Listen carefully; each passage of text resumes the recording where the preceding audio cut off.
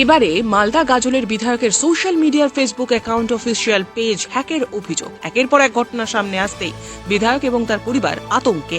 ঘটনায় অভিযোগ cyber crime থানায়। ইতিমধ্যেই তদন্ত শুরু করেছে পুলিশ। তার কিছুদিন পর গাড়িতে নাশকতার চেষ্টা।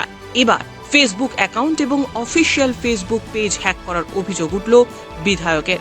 বিষয়টি নিয়ে ইতিমধ্যেই মালদার সাইবার ক্রাইম থানায় অভিযোগ দায়ের করেছেন বিধায়ক চিন্ময় দেববর্মন। একের পর এক এই ধরনের ঘটনা সামনে আসতেই স্বাভাবিকভাবেই আতঙ্ক ছড়িয়েছে গাজলে।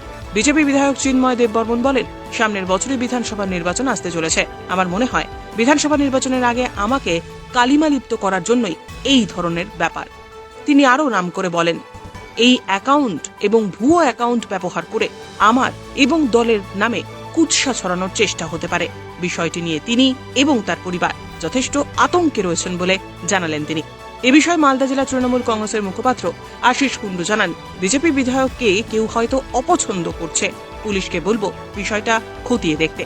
বিজেপি দলের হয়তো বিধায়ককে তার দলের নেতাকর্মীরা ঠিক মানতে পারছেন না। অপরদিকে চিন্ময় দেববর্মনের সাথে এরকম ঘটনা ঘটেছে, পুলিশের প্রতি ভরসা রাখতে বলবো তাকে। পুলিশ ইতিমধ্যেই এর তদন্ত শুরু করেছে। আমি সত্যি বেশ কিছুদিন ধরে এমন কিছু ঘটনাগুলো ঘটছে যেটা নিয়ে আমি আতঙ্কিত এবং ভীত সন্ত্রস্ত। আমরা কিছুদিনের মধ্যেই আমার গাড়িতে, যে গাড়িটা ব্যবহার করে আমি সাধারণত জনগণের সেবার যুক্ত থাকি, সেই গাড়িতে নাশকতামূলক ছক চালানো হয়েছে বা আমার সেখানে সন্দেহ ছিল যে কোনো বিস্ফোরক বা এই জাতীয় কিছু দুর্ঘটনা যেন ঘটানো যায়, যাতে করে আমি এবং আমার পরিবার সহ যারা আমার গাড়িতে থাকে তারাও যেন ক্ষতিগ্রস্ত হতে পারে, এরকম আমার সন্দেহ আছে।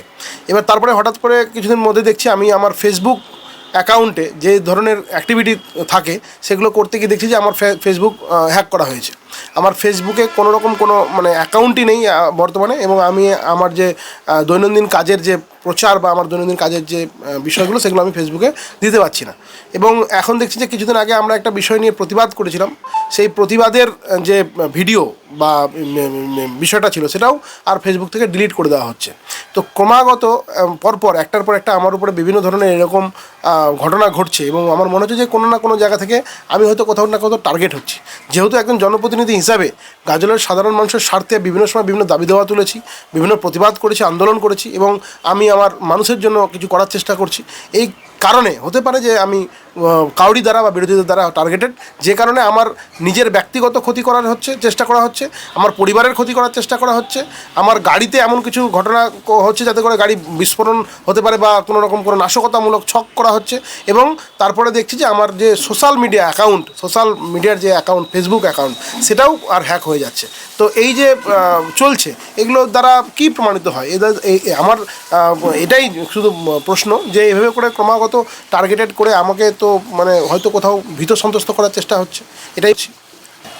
এটাই প্রমাণ করতে চাইছে যে আমাদের বিরোধীদের কণ্ঠরোধ করা হবে, এটাই হচ্ছে বিষয়, আর তো কিছু নয়। কারণ আমি এই ফেসবুকের মধ্য দিয়ে আমি গাজলের মানুষের বিভিন্ন দাবি দেওয়া নিয়ে আমি আন্দোলন করি, বিভিন্ন সোচ্চার হয়, এবং আমি আমার নিজের যে কর্মকাণ্ড সেটাও আমি এই ফেসবুকের মাধ্যমে জনগণের কাছে পৌঁছানোর চেষ্টা করি। তাতে করে আমাকে কোথাও না কোথাও আমার গতিকে শ্লথ করে দেওয়ার চেষ্টা হচ্ছে, আমাকে আটকে দেওয়ার চেষ্টা হচ্ছে। এবং বিভিন্ন বিষয়ে পুলিশের দ্বারস্থ হয়েও এর আগে আমার বাড়িতে যে হামলার ছক কথা হয়েছে সেটাও প্রতিবেশীদের কারণে আমি বানচাল করতে পেরেছি, এবং গাড়িতে যে ঘটনা ঘটেছে তার জন্য আমি পুলিশের দ্বারস্থ হয়েছি। এখনও তার কোনো সদুত্তর আমি এখনও পাইনি, এবং সেই বিষয়টা একটা পুলিশ এখনও পর্যন্ত সেই বিষয়ে কোনো অগ্রগতি আমি দেখতে পাচ্ছি না। গাজলের বিজেপি বিধায়ক চিন্ময়বাবু কমপ্লেন করেছেন যে তার ফেসবুক অ্যাকাউন্ট হ্যাক হচ্ছে। ওনাকেও একটা কথাই বলতে চাই, আপনি তো সাইবার ক্রাইম থানাতে অলরেডি কমপ্লেনটাকে লঞ্চ করেছেন। মালদার কনসার্ন অফিসার্সরা অত্যন্ত সিরিয়াস।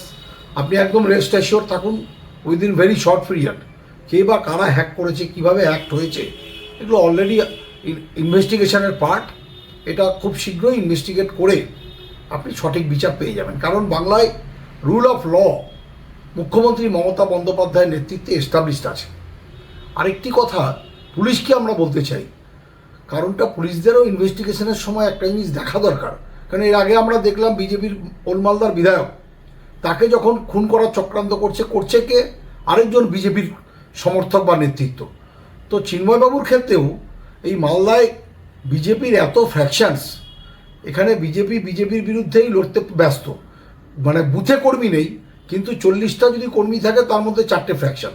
কাজে ইনভেস্টিগেশনের সময় এটাও লক্ষ্য রাখা প্রয়োজন, চিন্ময়বাবুর কে কারা বিজেপির কারা অপছন্দ করছে বা কারা বিজেপির তাকে সহ্য করতে পারছে না, এই ব্যাপারটাও ইনভেস্টিগেশনের পার্ট হিসেবে দেখা উচিত। ব্যুরো রিপোর্ট, উত্তরের প্রহরী।